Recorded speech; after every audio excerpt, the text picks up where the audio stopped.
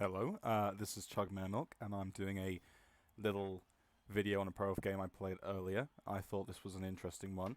An elf off between my Pro Elves and another coach in CCL's Dark Elves. The current record of the team is 5-0-0, and this isn't the best matchup to run into. Elves who are better armor than you. These elves in particular have mighty blow, as you'll come to see, which is always a bit scary and terrifying. They've got a bit of blodge as well, so they can be quite the pain. Let's turn on skills here quickly. So just to stop the game for a moment, you can see what the teams each have in terms of advantages, or good things at least. So the Dark Elf versus Pro Elf matchup is an interesting one. You are somewhat faster. It's marginal, but you do have 8 movement on the catches. You are better at scoring in the old two-turner, because not only do you have the faster catchers who have Nerves of Steel catch, I have one of dodge as well, but you also have rerolls for pass due to the thrower. The Dark Elves will usually have to make a lot of 2+s without those, which sometimes can provide a bit of a marginal advantage for you in the defense of the one-turner or the two-turner, because they don't get to rely on those built-in skills and might have to burn that reroll faster or earlier on just getting the ball to someone. In addition, they are only 7 movement, which is still good enough to do a one-turner, especially if you've got about 5 movement 7 pieces. But it can add up. The extra GFI they might have to do, or this and that, can really make a big difference. Of course, thanks to the Cyanide replay UI, all the skills disappeared. We do have a tackle. We have 2 blodge blitzers, which is always great. One with move up, so that helps out with just 2 turners and everything. And we are on defense, so that could be massive. We will expect, unless he completely grinds us out for the 8 turns, we will expect to get 2 or 3 turns back, hopefully, maybe even longer. We also have an 8 movement blodge sidestep piece, which is pretty fantastic, and it might take precedence over a catcher in terms of attempting the one-turner, especially if our opponent knows how to defend against the one-turner, if we have to do the one-turner. And because of the mighty blow on his team, that's always possible that he does manage to grind through a few of our players on the drive, stopping us from doing anything too constructive. We are very happy to have a bunch of blodge pieces, and he has no tackle. One of his mighty blow is on something without block as well, so that's fantastic.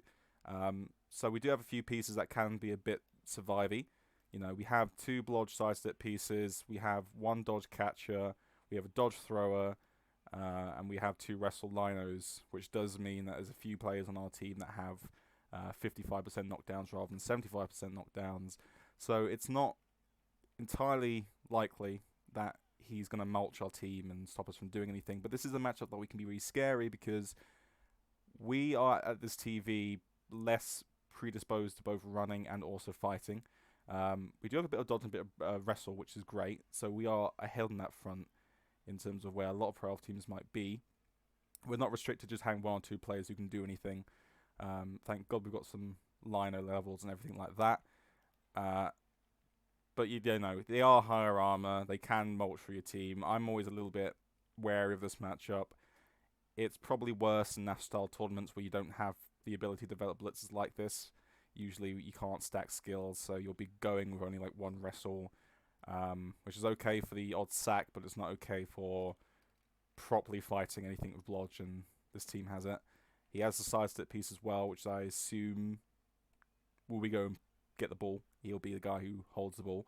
So, you know, it's evenly matched, it's evenly killed. What's the advantage to us is that we do have 2 very star player blitzers, which can really help us. We do have the movement advantage, and we also have a deep bench of 2. Normally, a lot of Pro Elf teams will not have this, so we're quite fortunate to have this. So even if he mulches through our team and gets like 2 or 3 or 4 removals, it shouldn't affect the one-turner too bad. It shouldn't affect our drive, whether it be the 2-turner drive or the second half drive, depending on how the game goes. The game can really do anything. It can go anywhere at this point, so we'll have to see what really we get in terms of advantages. we do set up on an offset line of scrimmage. Now, against 2 Frenzy, there's always the possibility that someone with 2 Frenzy can surf one of these liners out and then boom, you're instantly down a player, but he only has the one Witch Elf.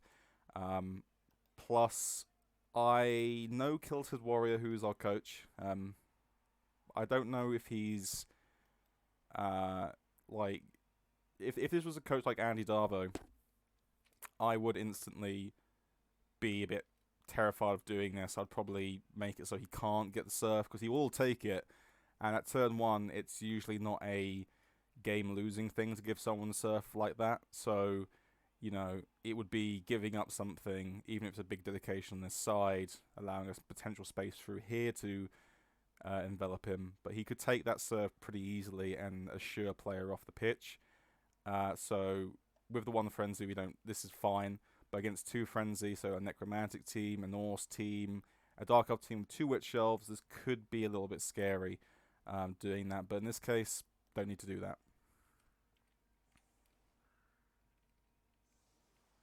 It also allows us some perfect defenses to get away from his hard hitters. And also, he has to respect the space. He has to do something. He has to give us not a lot to do, because he has to protect against the blitz pretty much. This is also a setup that not only takes advantage of the blitz, but also the perfect defense. So a good amount of kick-off results will actually give us quite a nice boon here. Our opponent has set up quite nicely to protect one half of the pitch, or this, like these. If the ball scatters or the ball gets kicked anywhere here, the blitz doesn't do a ton for us, but he has given a lot of space on here. I think at a bare minimum, you should be covering these with these 2 pieces, because it's incredibly unlikely that I'll be able to bust through here. I could do some 3+, but it's unlikely, and it's something I might turn down. I think these should be here.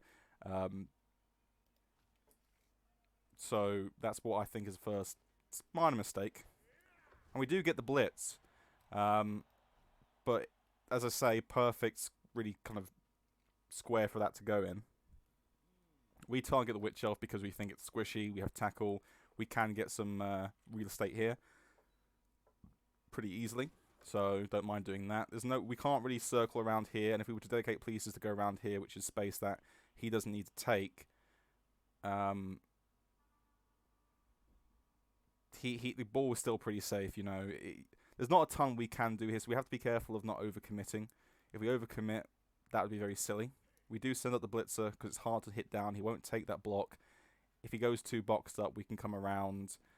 If, you know, he does get the ball in a place that we can't take advantage of using this at all either, they can just come back with the movement that it has and it'd be generally fine.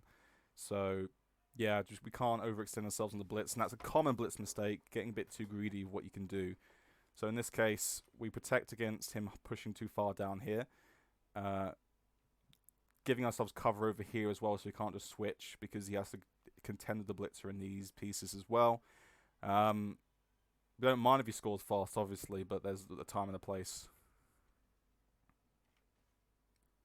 So he's covering the ball, obviously, because 1 in 36s do happen. He's stopping me from just running rain, like free rain. So, you know, good as well. Good practice, because even if these are unlikely blocks, like 3% blocks or more than that, actually, even if the failure state on one of these is like essentially a double skull, quad skull, could happen, as well as the pickup could fail on a 1 in 36. So it's good practice. He doesn't give too much up by doing it. So smart moves. Picks it up, so it's all fine. Chooses to go back into the center-ish. The ball isn't 100% protected yet, but I'm sure he'll change that. And he has to make a block, though, now to get his first piece free. So the Mighty Blow doesn't do anything initially, which is quite nice. Ball is now protected as long as none of these fail. But of course, there is a little bit of an issue that he has now faced, and a lot of it is down to the blitz. Nothing that he could really do unless he were to do essentially what is a quite or minorly risky thing, which is just to pick up the ball and then have these pieces not dedicated at all. He has now got himself a little bit boxed in. which allows us potentially to trap him a little bit. The follow here, though, is a bit bad, because if this wasn't a knockdown, he couldn't follow up. Doesn't follow up anyway, which now gives me an unlikely but a possible hit. If I get a 30% POW using this piece, and it's not, you know, it's a 1 in 36 for that to fail as well. It's just a free block essentially, and it doesn't really stop me from doing much. I will take this block every day of the week. So sidestep is good. No dodge, so that could have procced a fail. And if it did proc a fail, would have left an unlikely but possible hit on the ball from this. This wrestle piece could dodge out, hit that on a 1 dice, and then could have instantly caused a lot of trouble for himself. Because if it was a POW, boom, the scatter could end up here. Blitzer or a thrower or any of these pieces could get that, and then, you know, pretty much an easy drive for myself. So taking the hit on the blitzer was not a good idea, I don't think, because that could have easily failed. And then if it failed once and he got the reroll burned is good for me.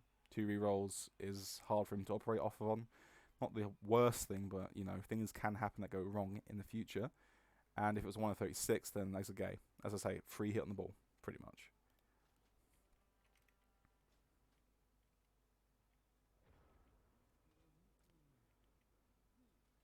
So position's already pretty good, so we can take this block with wrestle. Don't mind that at all. Don't get the POW, so that's fine.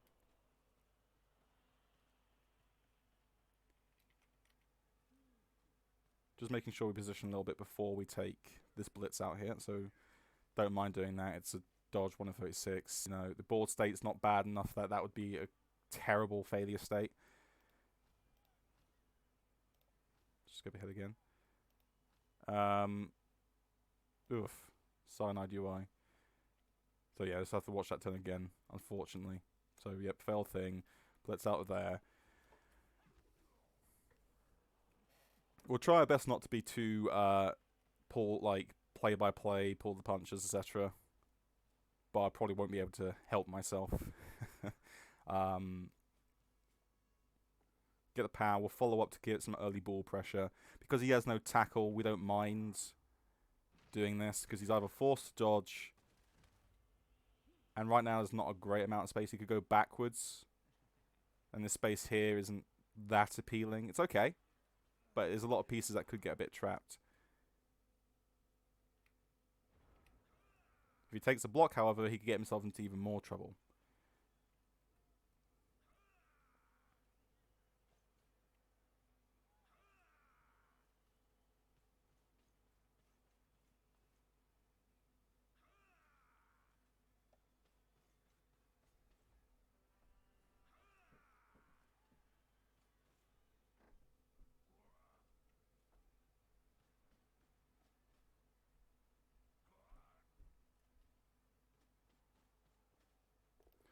So wisely, my opponent's decided, you know, I'm not going to hit the sidestep, which is good play.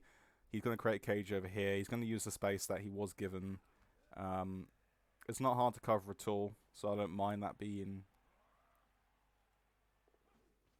him being here. There's still plenty of that we can do. He fails the dodge, which is unfortunate. Burns a reroll, which is great for us. And I thought he might have brought this over here now to, you know, either screen here or do something potentially to create a little bit of pressure. But instead he's taking, which I think is not the right move, which I'm not sure why he took the dodge to then get another hit on my sidestep piece, because you could have done that with the block blitzer you just dodged out with anyway for a free 2 dice without having to burn any reroll. Yes, it's not Mighty Blow, and this looks like he's still trying to get the Mighty Blow hit, but the problem is the Mighty Blow hit is inherently risky. You turn over more times, I think. No, not more times, but you turn over a decent amount of times compared to the chance of actually getting that down. The Mighty Blow hit, I don't think, is that appealing. It's either you abandon that blitzer altogether, or you just take the speculative hit with this piece and then you dodge out to see what you can do with the Witch Elf in terms of just getting this sort of screen space here or whatever. So he fails the knockdown, turns into a 1 dice, turns into a skull, and knocks himself out. It's and that's a very swingy end of the turn. That's like a massive kind of advantage for us. Taking no removals on the LOS. Got a block here or there if we want to take it. And taking out a danger piece, because the danger piece in that Witch Elf isn't just a mighty blow, it's more so what you can do for the sidelines.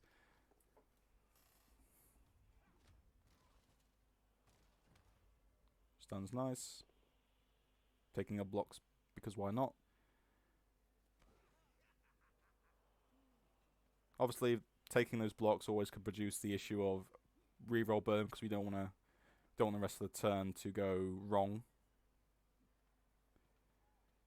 We want to cover as much space as we want to here. This might have been...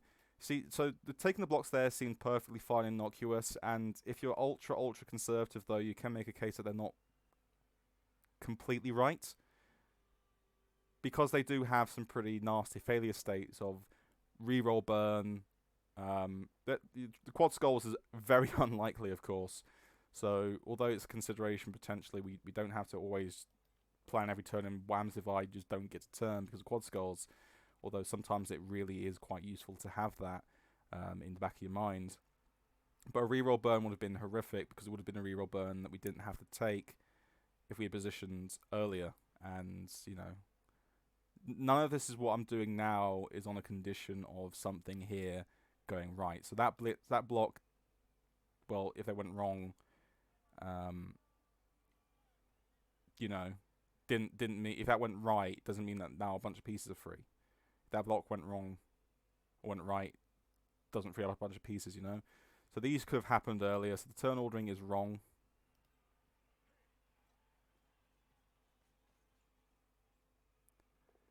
And similarly, this is also a bit wrong, because where I put it again isn't based on the condition that something else happens from these bunch of blocks.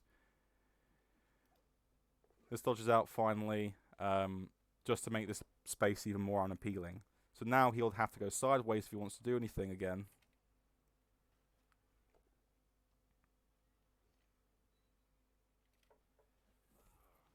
And if you go sideways, the blitzers and all that, there's a good amount of responsiveness, and not a lot of pieces on this side because of the cage being very all in on this side.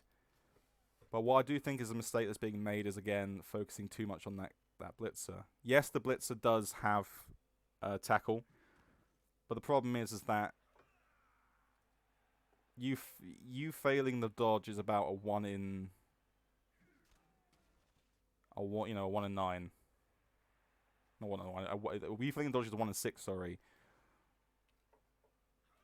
But getting the actual POW, not only does it commit a blitz that could have been used elsewhere to get a good position, or, you know, see what your position can do elsewhere,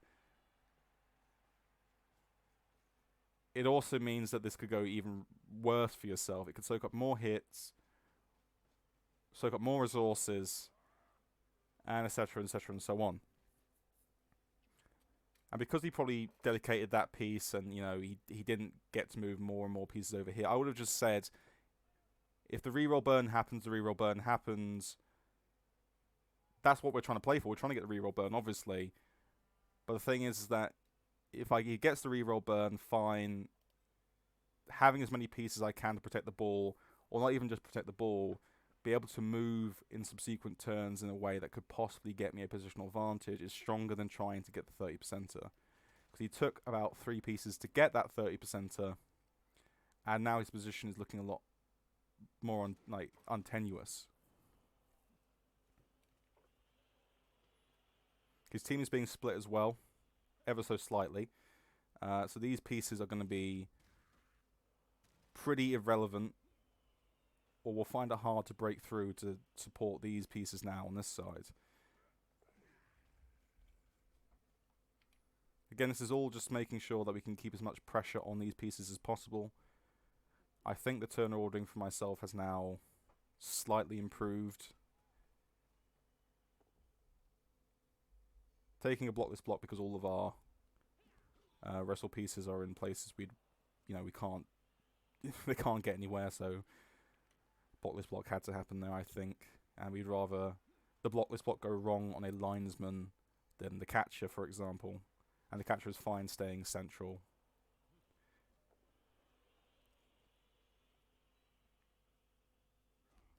Now this is probably the wrong square though, because it allows him to get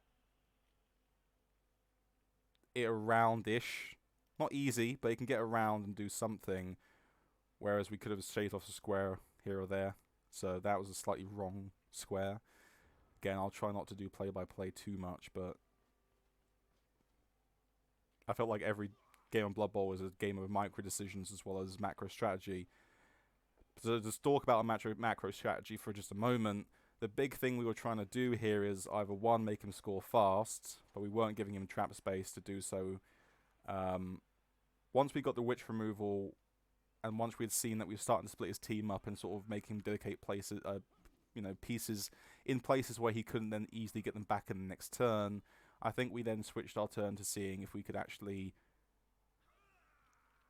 sack the ball potentially.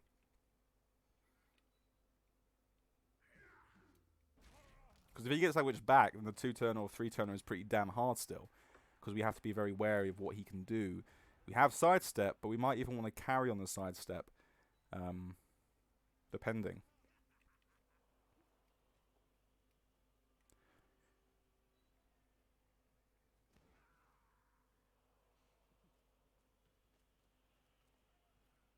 And the macro strategy of constant pressure, constantly making him have to think about where he's going to position pieces, giving him bad positions to be in, and ultimately depriving him of players leads to this turn 4 sack with tackle. We get the 55% on Le Double Pals. And the ball position right now is so good for us where there is a breakaway, but it's not the best breakaway in the world. None of these pieces have to move because he's being marked for man pretty much, and the pieces that aren't being marked are either just a lino or on the floor, allowing us to then, after the sack, just go in and see if we can get the pickup. We would probably have re-rolled that if we didn't get it, because now what we have is on blodge sidestep, we have the ball. Meaning, because he has no tackle, the best he's going to get here is a 2 dice with wrestle. Not a ton of space to do anything in. If he wants to get the throw, he has to do it over an elf most likely. He's giving us a 6+ intercept, maybe a 5+ even. And then if he gets the ball to one of these pieces, which is at this point probably the safest thing that he could get, unless he just boxes up here, which again leads to more and more pressure in the subsequent turns. It's so even if he gets that 55%, it's not looking great for him. But of course, our dedication to getting a bit more and more aggro does leave this space a lot better for himself. In the end, what we decided to do was, if we go more aggro to make sure that we can definitely protect that blodge sidestep piece, so, we can not assure, but almost certainly have that depending on the... If we can have it on the blodge sidestep piece by the end of the turn, amazing. It's unlikely that he'll get it off of us. He'll have to dedicate a lot of resources. We're stopping him from getting certain pieces out as well. So the cage here is getting harder and harder. That's the line we took. We wanted to say that it's hard for him to get the cage over here. It's hard for him to get the ball out of our hands even. He'd have to start opening the turn by dodges, which does, however, on the flip side, lead the breakaway here much, much easier. Which could be a mistake, could be too many eggs in one basket, but I also felt we had enough players to go back that if he does get the pass over here, he'll still be scoring in about a turn or two, which is absolutely gravy for us. And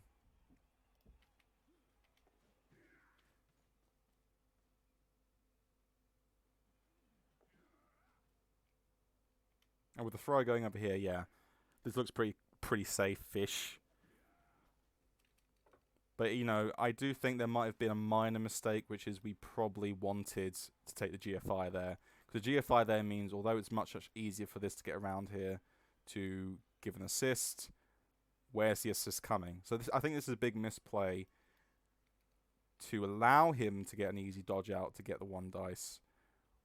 Or the 2 dice, rather.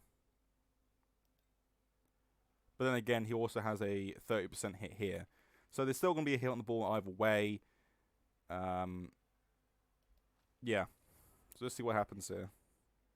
I think it's kind of a hard thing to sort of peg which is the right move. But my opponent has decided to go for the least amount of dedication and the least amount of initial dice rolled. The safest dice roll for a low percentage shot on the ball. But I'm guessing with slightly less worse failure states.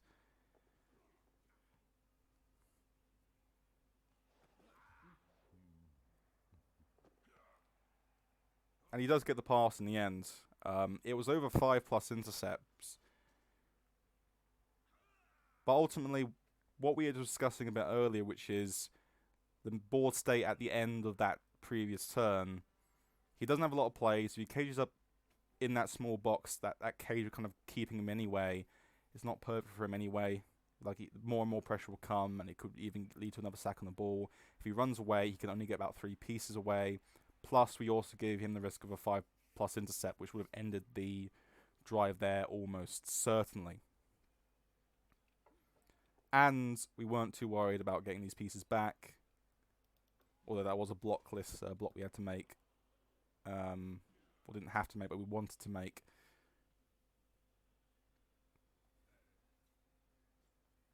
Just to, I guess, not get the dodge, which is probably fine.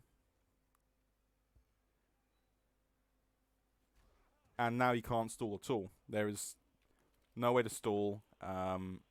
We have wrestle as well back, so we have a good shot on blodge.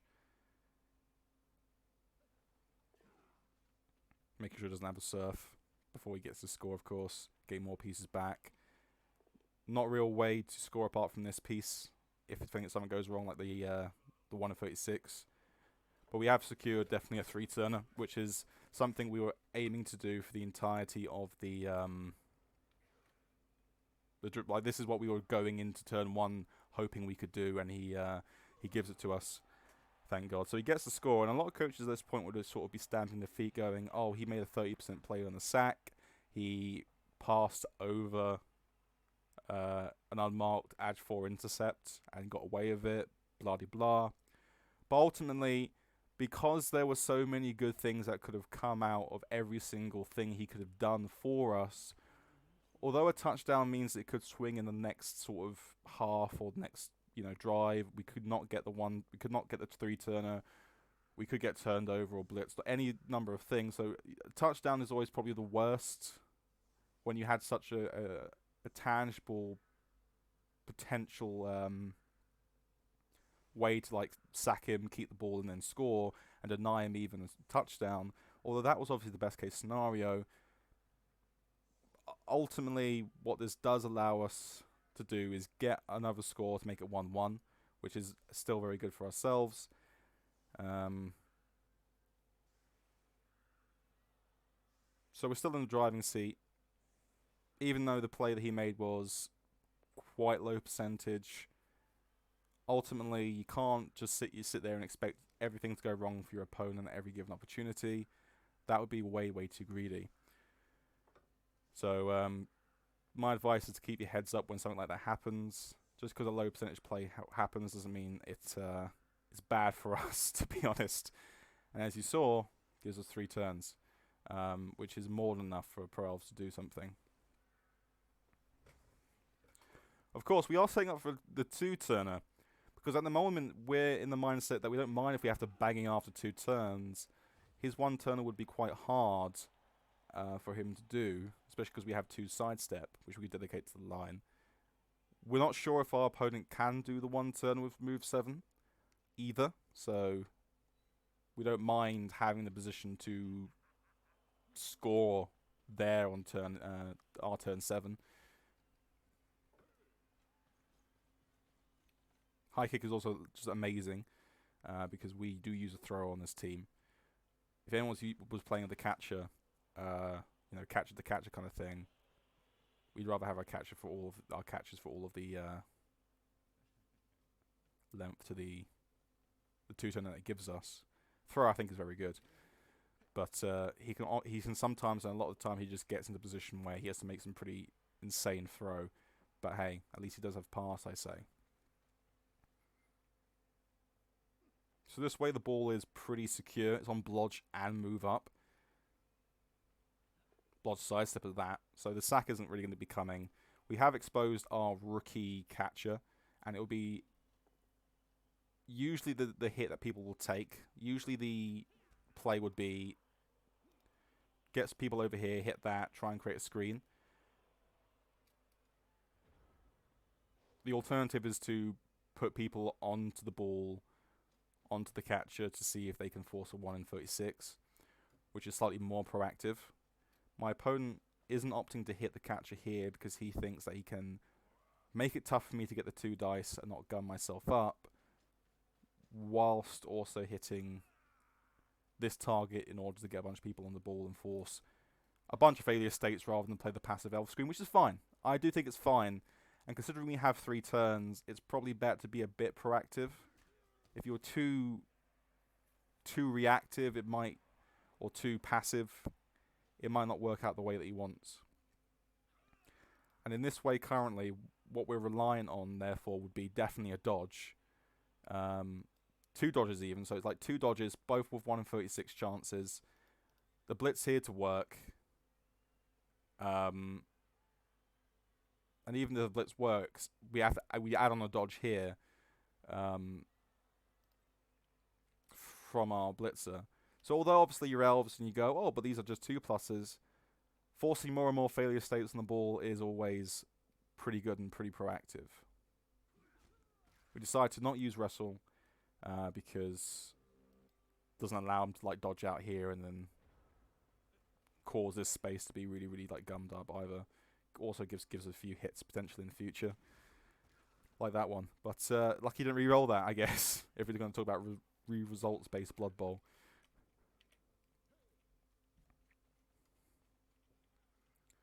So we're quite fortunate in getting the old 55% knockdown. So we do turn it into a 2+2+ to score if we want it. But we end up being a bit risky because we know we have quite a few rerolls in the bank. And as long as this one doesn't get burnt, we could stall out on a 136 and, be pretty fine. We do opt to sideline cage, which is fine with sidestep. Because if he goes diving into the cage, we can control the scatter to either hopefully land on the catcher or land by that sidestep piece. So we're fine doing that, and it ensures that he won't get 2 KO rolls on the Witch Elf, which is always a little bit of a danger piece because of the sideline control. And this just makes it much, much harder for him to get pieces around to gum us up. So he's pretty much working with these 3 pieces assuredly.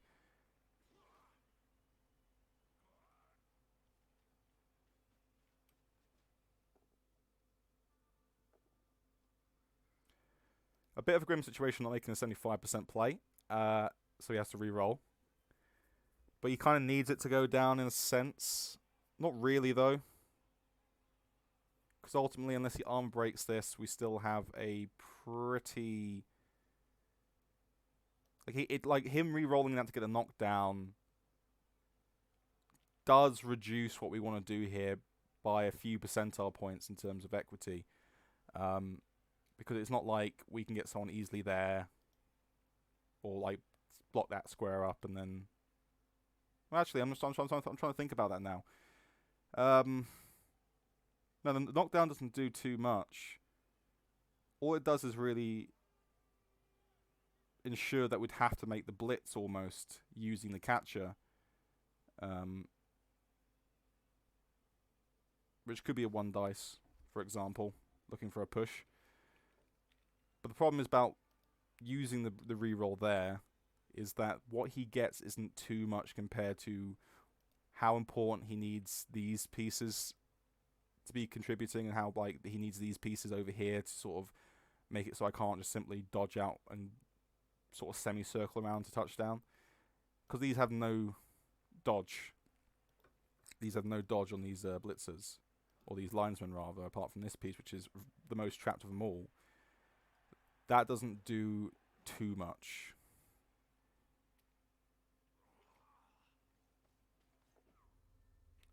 And the reroll burn there ensures that this is a pretty trivial score, pretty much. So you put that there, you hit there, push is fine. So it's just a 1 in 36 to score in the semicircle. So the reroll burn probably wasn't strong.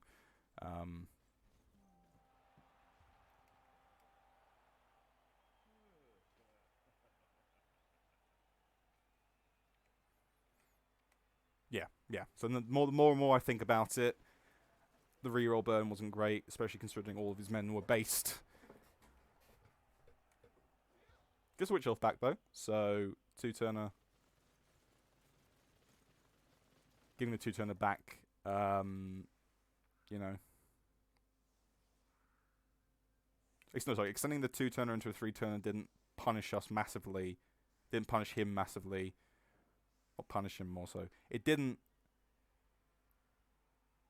get the most out of what we thought it might do, which is giving him only 1 KO rolls and no 1-turner.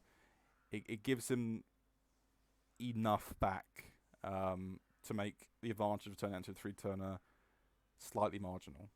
I don't know. But we are in a great position here still. 1-1. Now the problem is that because he is so punchy and so killy, and he has a few pieces that can create some great positional sort of advantages for himself, he can quite easily make a score in about 4 or 5 turns ourselves, and then he get the 2-turner back, and then it's a draw. So now we're in the realms of, well, let's, try and make this a win. Let's try and grind out as long as possible. And I think this is quite a interesting turn. Well, not interesting-ish. More so, it's a turn that could have gone so horribly wrong and we misplayed it. So we were like, the ball was there. The ball is there. We can't keep taking too many blocks in case things go wrong, because then, like, if we double skull, then it surely gives us the reroll burn, because that's not safe. We have to take the reroll as well. So we are going to move this. And then the bit of greed sets in, unfortunately for us. We are like, the linesman that it's on has 5 SPP. And we get the pass fail. And because we haven't taken all of our blocks, we're like, oh, well, I guess I want to reroll that. So we get our glory vanity pass at what cost? Reroll burn anyway. Ball is safe. But yikes. So, making a mistake such as that opens up the possibility of him making a score fast even more. So we should have and could have just done the handoff, and that's the issue with vanity passing with just linesman, isn't it? That's why vanity passing is a bit shit. Although it's often right in sort of the development meta of CCL, we did it completely wrong, to be honest. I'm sure someone said you could just move that back further and then, done it, but I think we just completely fucked that one up, to be honest. Nevertheless. Now it's going to be a wrestle or a dodge piece, though. And the ball is now pretty safe.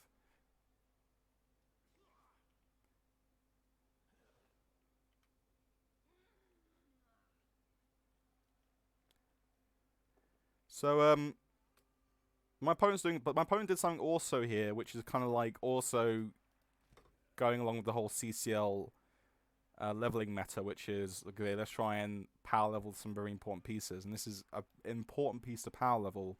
If he'd hit with that, he could have assured a knockdown on those 2 hits, pretty much, because they were both, they have both downs. Because of no block on that, he couldn't have done that.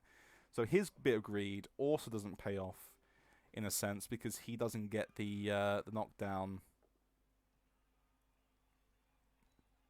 with that. It doesn't cause a reroll burn, which is worse for me, but hey, it's an elf that's living because he didn't make that. So we're pretty happy with that all in all.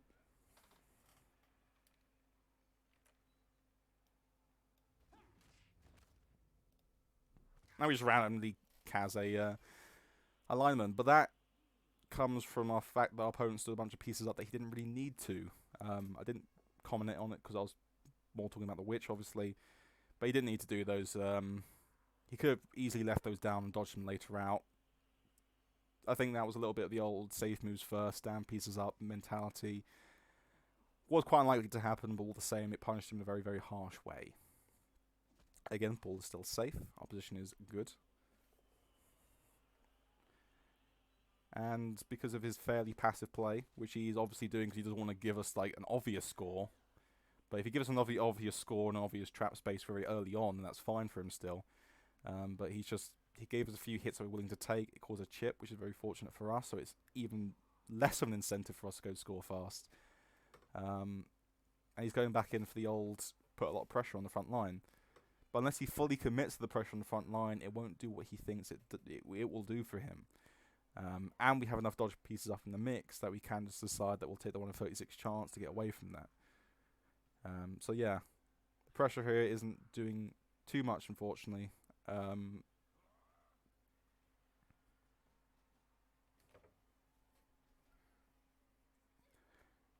that piece being so far back, again, it's there as a safety under the logic that we want to score as fast as possible and we're going to take the space that we are given very soon, but that's not really the case. And because of the half base, we get more hits on people, which could have led to more chips. It doesn't in this turn of events. It really doesn't.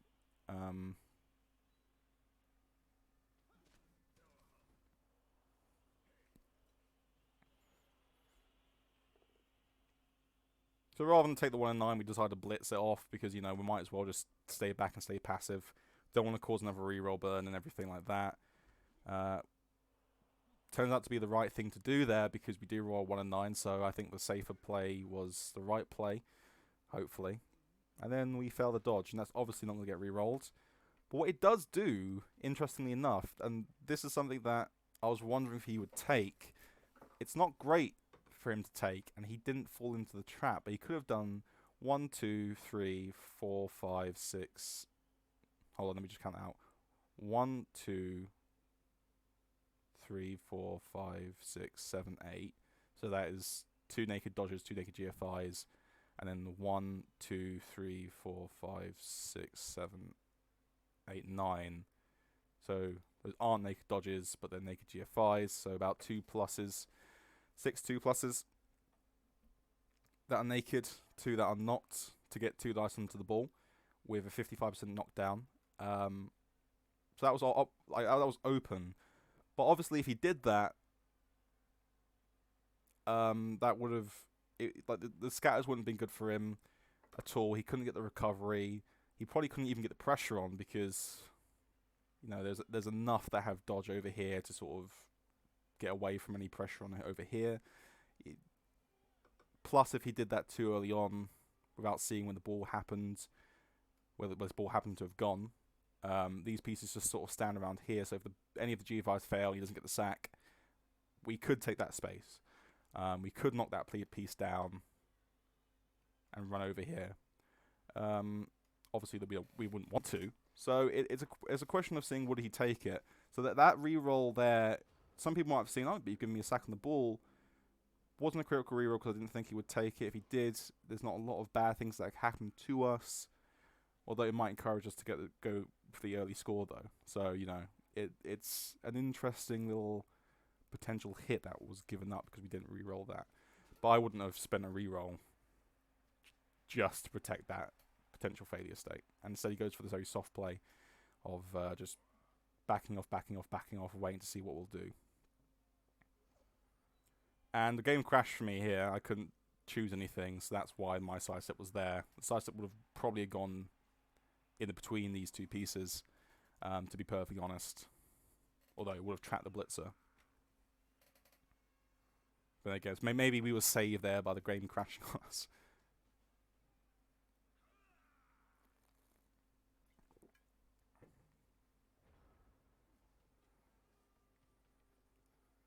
So we're starting to take a little bit more of the space over here. We do want to sort of make a little bit of an inroad to see what we can do. We don't want to sit too far back for too long because it does give us a you know, it does mean that if we have to make the late push play, he's probably starting to chip more players anyway at that point. So we want to sort of make a bit of an exploratory dig into the space. Plus we can take an extra hit or two by doing that. So yeah, this is fine to sort of seem as if we are going to go dedicate a little bit at this stage.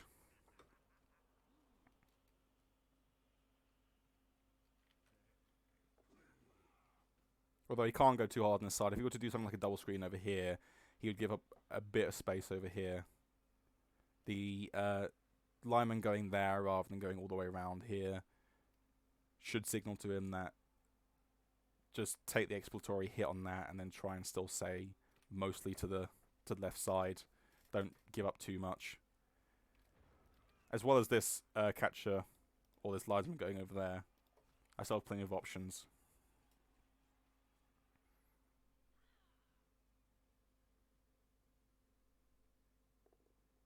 Ooh.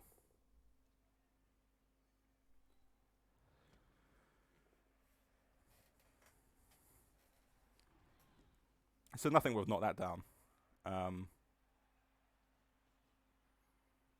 What he is doing is going a little bit hard on this side to make sure I definitely don't get the space over there. We might have still taken the space if not for something he's going to do in a bit. He's obviously still doing... He's not dedicating too much though. He's still obviously keeping a nice little flat screen that we can't really pierce over there. Though he is giving a little bit of space here to do a little scoring threat, to split his attentions and everything. But then he does that. This means we definitely don't take that space. Whilst we were considering it halfway through the turn, like, maybe we could still take the hit and maybe we could still like send something up there. But instead all we do is just blitz away an easy blitzer. Still re-centralize mostly. However, give them something to deal with there. Make it so that if we do go re-centralize, we're not giving up space on this side anyway. It's still kind of like you can't just like push down and pinch us a little bit. Just staying nice and central, giving us lots of options going ahead. And this is the key thing, I think. The placement of that wrestle. So now you're going, the wrestle there. Well, he's got Frenzy, it can be Surf, but this is sort of what I was kind of hoping that he would do. I was hoping that, because this flat line causes a lot of issues, in my opinion, the flat line does mean that we're kind of pushing our lowest speed pieces around and not getting a lot of movement and not a lot of space, unless we dedicate something like a blitzer or a catcher, which, one, we don't want to expose our catchers, and two, we don't want to leave all of our like most valuable positionals and high speed positionals on one side. We want to keep them very central until the decisive breakaway, by giving enough space on one side to the point that it's just like we can't turn it down any longer and it's like too far ahead. We're hoping that he'll take the surf and have to dedicate about 3 pieces to do the surf, maybe even more if he sees there's a way to sort of get pieces onto the ball. So the surf there is what we consider bait. The bait is there to see if he dedicates too much onto one side in order to give us some sort of positional advantage elsewhere.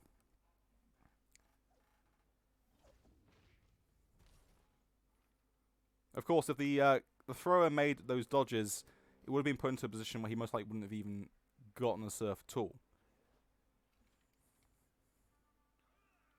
Or the surf would have been too unappealing to him, and he would just de facto go over here. But now what he's doing is, there are 2 sides for him to consider. If he does the blitz on this side, he's dedicated a lot to that, stopping this side, or to getting this piece off. So that side's a little bit too heavily dedicated to. He has to respect that as well. So he can definitely cause a bit of a team splitting, which either leaves us space in the center, or it leaves one side a bit too underdefended. You know, there's a lot of things he has to consider, and this is really going to be a bit of a positional issue for himself. So he takes the surf, doesn't get it, he only gets the mighty blow hit, and it doesn't remove us either. And also traps his Witch Elf. So his Witch Elf would have to have done a dodge to go backwards. Instead, he goes forwards. He takes that little space he's been given to start to do a little bit of pressure on us. Ball pressure is fine, but at this point I think that because of how the turns are going, there's enough for a decisive breakaway. And what he's given away here is a 55% chance to run pieces through, and then a 1 in 36. No, a 35 and 36, whatever. Only the 1 in 36 stops us from getting enough pieces through.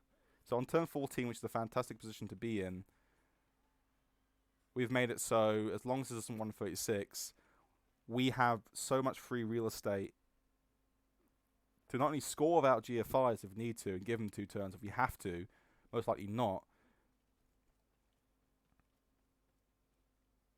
But we made our decisive breakaway. We haven't given away too much. That's not going to be re-rolled. Oh, it is re-rolled. Oh yeah, it's being re-rolled because we wanted it to like make sure the cage was fully there, and that was a mistake actually. That's me saying that's not a re-roll. It shouldn't have been a re-roll really, although it does nicely put that. I guess what they shouldn't have been is a GFI. Once the re-roll is burned, we should have just put that there because it's not like he's not going to get more than a 1 dice anyway. If he gets anything, the ball was completely safe. It would be quite insanity for him to get anything on that. So the re-roll to do the dodge isn't the worst thing. The GFI was unnecessary, but all the same, great position nevertheless. Re-roll burn probably didn't need to happen, but again, giving that surf and then him dedicating the second Mighty Blow piece gave us a lot of space that he didn't need to give us. And going a bit too heavy and a bit too hard in by, turn 13, 14, it doesn't do the same as it would have done if he'd done the same thing on turn 11 or 12. Because although it might give him a 2-turner back, and if we rolled some dice that could go wrong, we could extend it out to just having a complete and utter stall here. Because he went a bit too hard, he's now in the position where he's not forcing us to score too fast.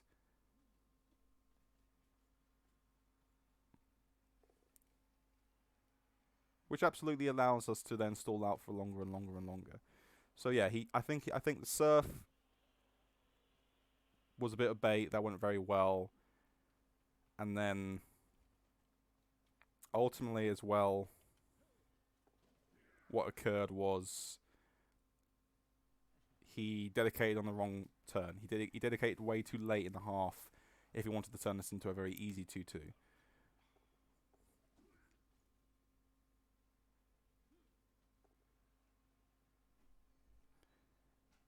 And because he did that late dedication and took the surf, not only obviously did he open up the hole, which made it a lot less awkward for us to get a very easy cage position to score either in the next turn or the subsequent turn.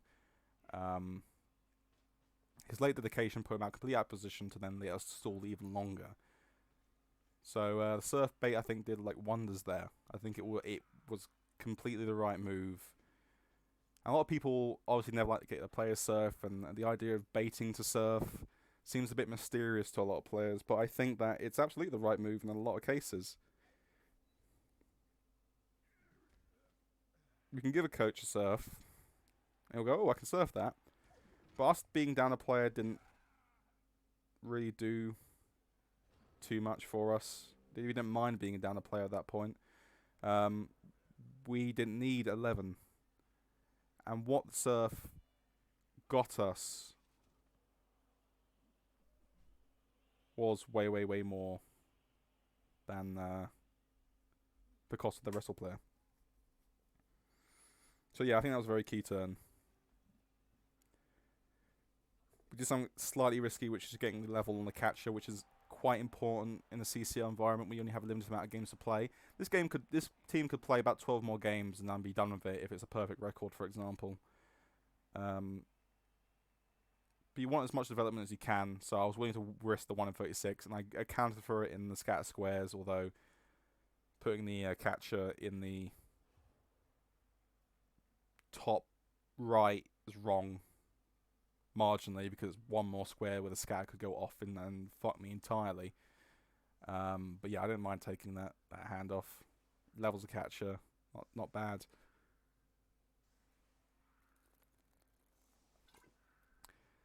And now we set up for the one-turner. Don't know if my opponent can do the one-turner, but because of the way the game is placed, he has a reroll. He has enough players, he has friends, he has sidestep. We're going to respect it, so we're going to do a bit of space. You know, the sort of column setups to sort of make it so he has to dodge for the most amount of columns and most amount of tackle zones to get it. Push denial here is probably not the right move. Push denial is probably usually a bit of a weak one as well. We have no guard. So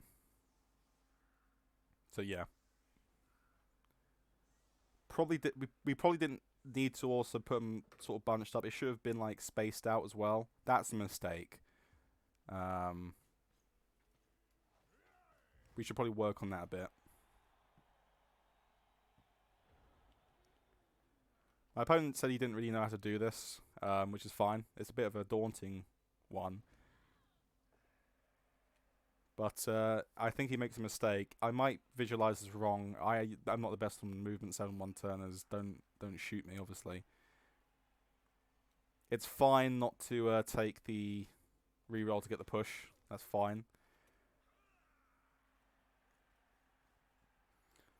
But because of this setup, I think, and if anyone knows better than me, please do correct me on this. I am not a master on movement 7-1 turners, but I think the 5-up has to happen. I think what he has to do is, I could be completely wrong, because again, it's not a great position for himself. The 5-up there to block there, to block that there.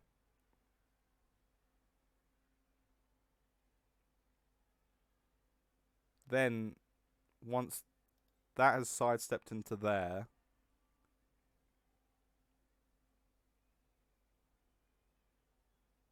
sidestepped into there, with that square being filled by a dodge piece at this point, so this mighty blow dodge could go there.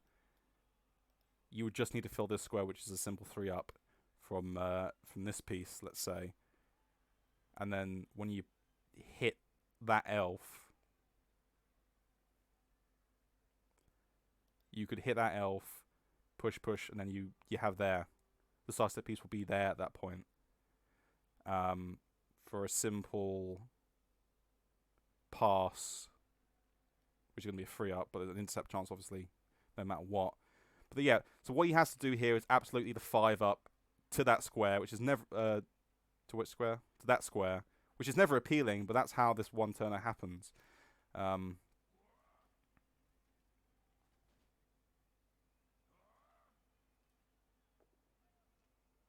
Fortunately, he just doesn't see it,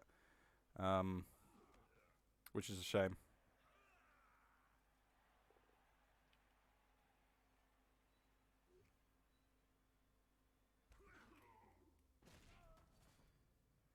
Again, I could be visualizing that wrong, and if I have visualized that wrong, tell me, because I'm not 100% sure. But I think the 5-up dodge was what had to happen there, and he just missed it, barely. Gets his bounty pass, and then boom. We've managed to win in the matchup we're not that happy with. Obviously, the tackle means that we have a little bit of a better blitz, but he can mulch the team even if we do have 13 men. So he could have made it terrible for our drive and consign us to a definite 1-1. Especially if the one-turner failed. So, yeah. Interesting game, I think. A few decisions and a few things that we to talk about, both on the sort of the meta level and also the play-by-play. I think I am still a little bit too blow-by-blow in my analysis, but I do think we managed to get a few discussions about surf baiting and the like. Again, well played by my opponent, Kilted Warrior. That was a fun game. I really enjoyed it. I thought that... it was an interesting one.